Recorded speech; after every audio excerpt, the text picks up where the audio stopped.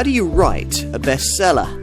That was Land Rover's problem when it came to creating the second generation version of its runaway success story, the Range Rover Evoque, a car that now accounts for a third of the brand's total sales. It's a fashionable yet capable proposition that has fundamentally changed the premium mid-sized SUV market. Rivals now have to contend with an evolved version that features a more efficient range of diesel and petrol engines, including electrified and mild hybrid technology. Plus, there's smarter styling, superb ride quality, extra off-road ability, and more interior space thanks to an all-new PTA platform. As a result, if you want an SUV of this kind, this one's still a pretty complete proposition. Don't be misled by the lightly evolved looks. An awful lot of work has gone in to evolve this second generation L551 series Evoque model, especially under the skin.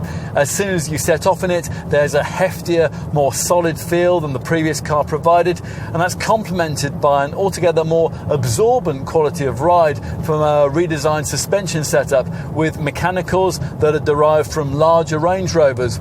The much stiffer premium transverse architecture chassis helps here, a platform which also makes possible the fitment of a fresh range of 2-litre petrol and diesel engines, plus an all-new 1.5-litre PHEV petrol-electric plug-in power plant. An entry-level D150 diesel manual front-driven variant carries over its conventional engineering from the previous model. Beyond that, though, all the mainstream units are mated to auto transmission and all-wheel drive, and they all use currently fashionable mild hybrid technology to recover braking energy for use during low-speed driving and to boost performance when you're accelerating.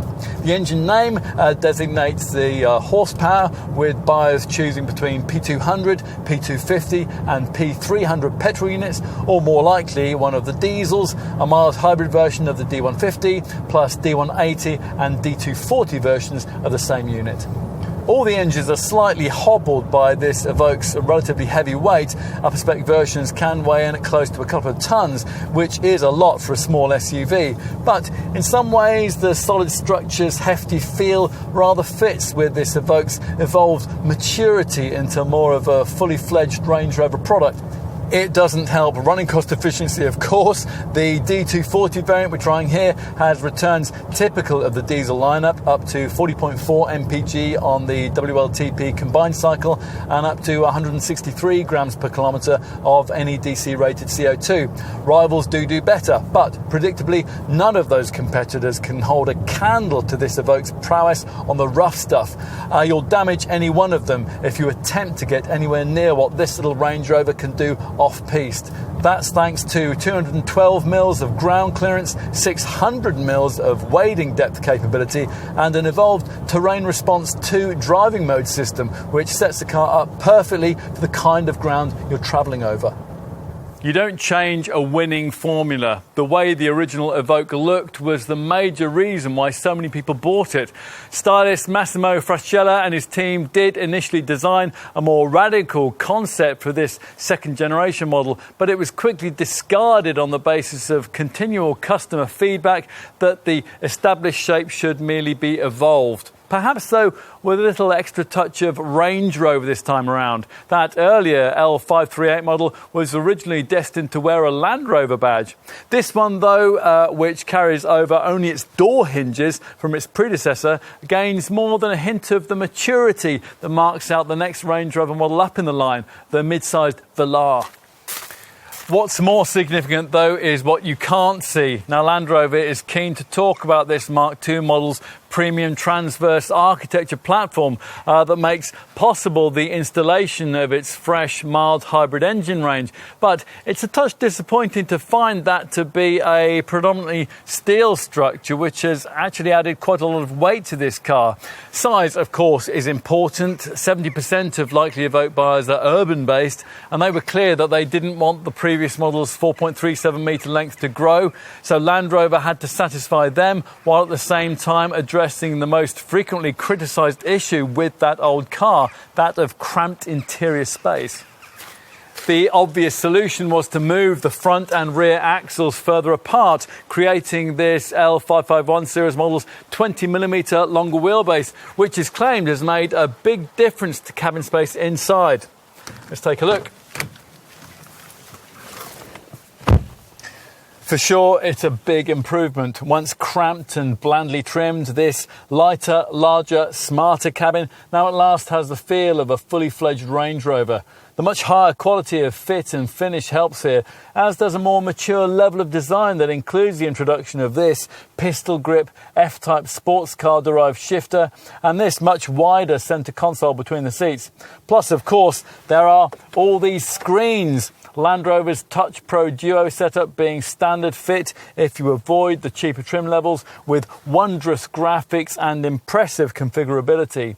The Solihull brands finally got around to including Apple CarPlay and Android Auto smartphone mirroring too, and where these monitors feature, they're complemented by an equally customisable 12.3-inch interactive driver display, replacing the usual instrument binnacle dials. Finding an ideal driving position is easy, and that's helped by the fact that you sit really quite commandingly by class standards. And there are lovely optional touches like this clever ClearSight virtual rearview mirror.